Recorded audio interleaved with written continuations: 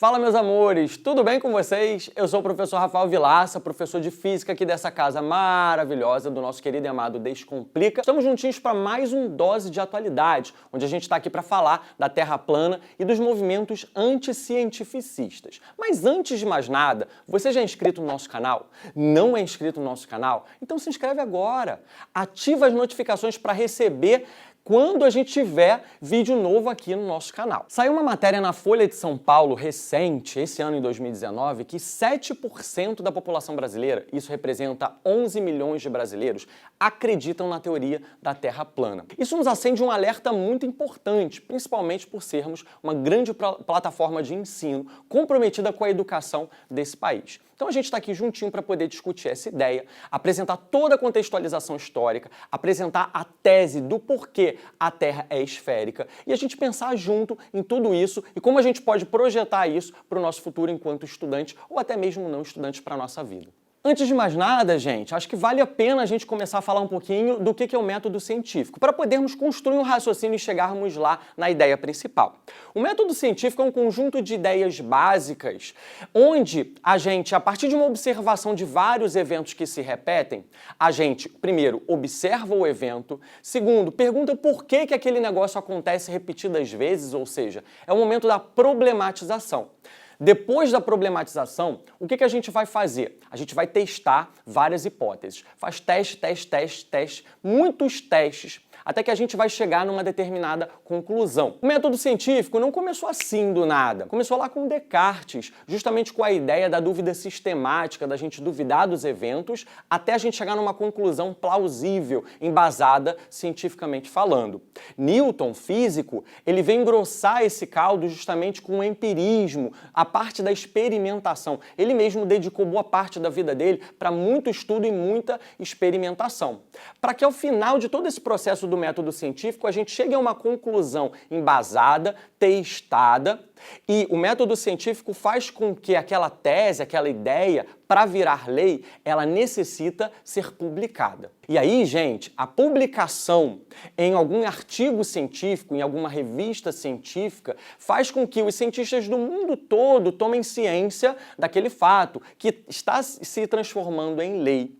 E aquilo que está para se transformar em lei não vai ser somente aceito pela comunidade científica, ele vai também ser posto à prova. Cientistas do mundo inteiro vão começar a duvidar daquilo, testar aquilo, retestar aquilo, ou seja, aquela ideia vai passar por vários testes até que vá ser categorizada como lei ou não finalmente. Tá, mas para que esse papo todo, Vilaça, de método científico antes da gente realmente falar da Terra plana ou não? É bem simples. 7% dos brasileiros acreditam na teoria da Terra plana. E não só isso, a gente tem na ciência um monte de coisa acontecendo, movimentos anti-vacinas, pessoas que não acreditam que o homem já pisou na Lua.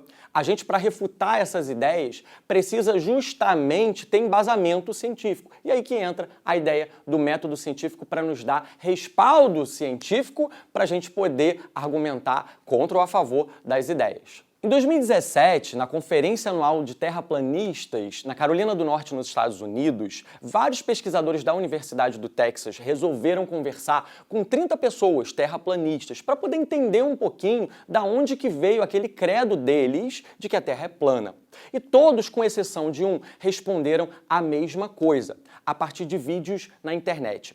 Então o embasamento científico deles eram a partir de ondas de vídeo, ou seja, fontes de informação que vinculam na internet.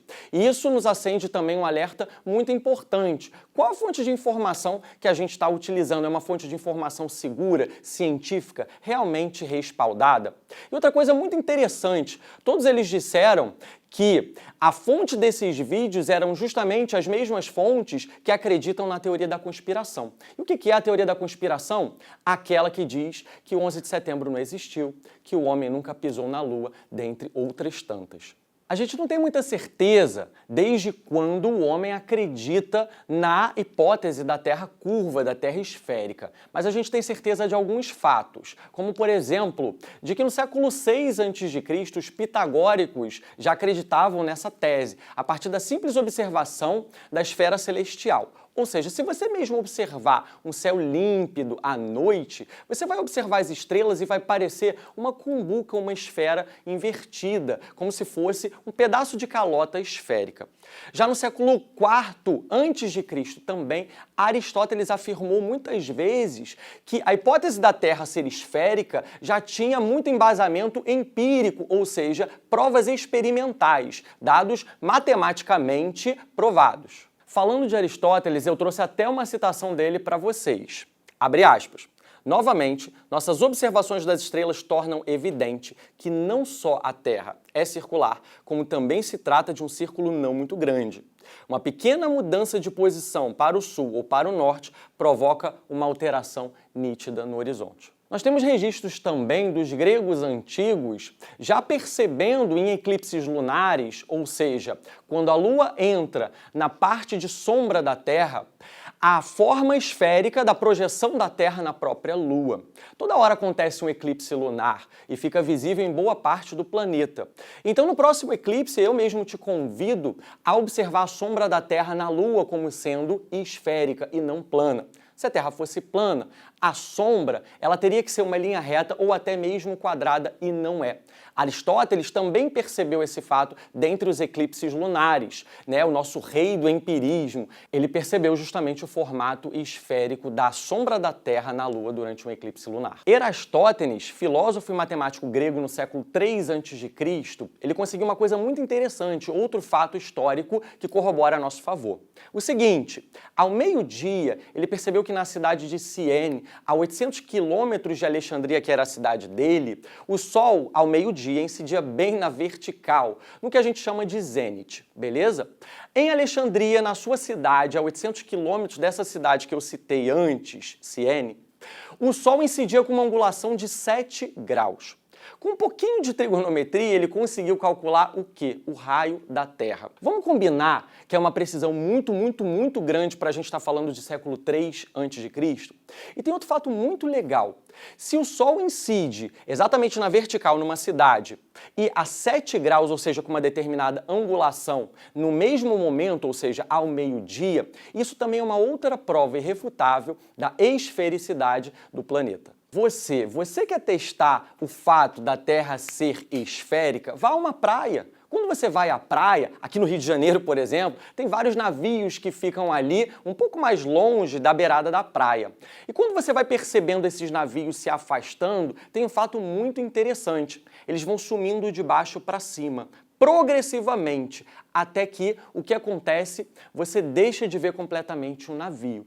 Vamos combinar aqui uma coisa muito interessante. Se a Terra fosse plana, à medida que o navio vai se afastando, ele vai ficando pequeno, menor ainda, até que você simplesmente deixaria de vê-lo pela distância. Mas ele não sumiria aos poucos, de baixo para cima, progressivamente. Uma outra prova aí a nosso favor. Outro fato bastante bacana que você pode perceber é o seguinte: quando a gente viaja de avião, a partir do momento que o avião vai alcançando altas altitudes, você consegue olhar para baixo e ter uma noção da forma esférica da Terra. Isso é muito bacana e tem vários outros vídeos na internet, no próprio YouTube, que você pode pesquisar da saída de naves espaciais. E à medida que você vai saindo cada vez mais do planeta, você vai percebendo a forma esférica da Terra. E é bem bacana que vários astronautas têm perfis no Instagram, onde eles postam fotos, imagens, todos os dias, de partes da Terra ou até mesmo do planeta visto como um todo, lá da nossa querida estação espacial, patrocinada pela NASA. Outro fato histórico muito interessante é a circunnavegação da Terra. O que é a circunnavegação da Terra? É justamente você dar a volta ao redor da Terra de forma circular, obedecendo à própria natureza esférica da Terra. O primeiro a fazer isso foi Fernão de Magalhães no século XVI. O que ele fez? Ele deu uma volta completa ao redor da Terra, sendo esférica. E obviamente, gente, pensa aqui com o Titio Vilaça. Se a Terra fosse plana, isso não seria possível, porque ela teria alguma espécie de borda, beleza? E obviamente, os navegadores eles já pensaram em todas as hipóteses. Então eles, mais do que ninguém, empiricamente falando, ou seja, na prática, eles já sabiam do formato esférico e respeitavam isso para poder progredir na sua navegação. Segundo o astrofísico Marcelo Gleiser, professor do Dartmouth College nos Estados Unidos, ele disse que a situação é trágica das pessoas acreditarem no terraplanismo, e ele atribui a uma falha grave no sistema educacional brasileiro. Ele diz que a explicação mais aceita é como se as pessoas, em especial os jovens, quisessem fazer um movimento contra, de rebeldia. Ou seja, pegar uma parada científica já aceita, comprovada, mas eles não querem que a ciência mande nas suas vidas, como se fosse um ato de rebeldia mesmo. E a partir daí eles se apegam a essa situação, querendo justamente refutar a ideia já comprovada cientificamente falando. Toda essa movimentação em torno desse tema da Terra plana ou não nos faz acender um alerta muito importante do que é ciência ou não. A gente tem muitos movimentos hoje anticientificistas, como eu falei no começo desse Dose de Atualidade. O que isso significa? Que a gente tem que realmente buscar fontes confiáveis de ciência. Não é todo vídeo que a gente vê que a gente tem que acreditar, não é toda notícia que a gente recebe que a gente tem que acreditar sem refutar. A gente precisa questionar, a gente precisa acender em nós o pensamento do porquê que aquilo acontece, e isso é veia científica, isso é método científico. Você desconfiar das coisas, você querer saber o porquê as coisas acontecem ou não. E isso, gente, não é só para física, não. Isso acontece, por exemplo, no movimento anti-vacina. Isso acontece também nas pessoas que não acreditam na aceleração do aquecimento global. Tudo isso é real, tudo isso é ciência, tudo isso está comprovado. E cabe a nós, como estudantes ou não estudantes, eu não sei se você é necessariamente um estudante que está assistindo aqui o Titio Vilaça no Dose de Atualidade, mas cabe a todos nós